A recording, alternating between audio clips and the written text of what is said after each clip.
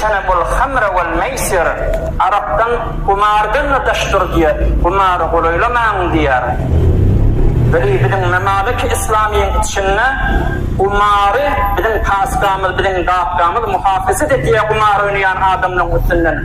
Kumardan çıkıp inni bağcı tıkiyele, kumarın mesulünün çıkıp külür vuruluyor ey cemaat. Allah Teala diye la yezaluna yuqatilunakum. Kafirler müdam bernamadadır diye. Kumarın adını Cami Ramazan oyluyor. Cami Ramazan'daki bolyan kumarlar ey cemaat. Ay ahun qiyim tutuyor ki de Kur'an'ı ben ana ediyormuş kurumları. Vakt adı bolyor. Kumarın adını Huday Teala'nın mübarek adını şunu yapıştırıyorlar. Bir bernamada kemme kişini kumarı mubtala ediyorlar.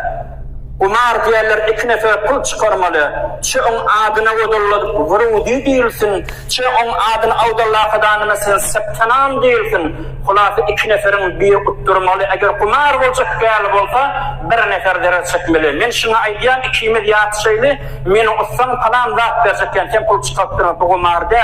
Her gaytimiz pul çıkartsak septanan etsek vurudi döksek. Şunda bir zererler var. Cami Ramazan bilin ilmide Kur'an kumar zaylanın millettir ey cemaat. Ayak kafirler başardı mı başarmadı şu gördüğünleri.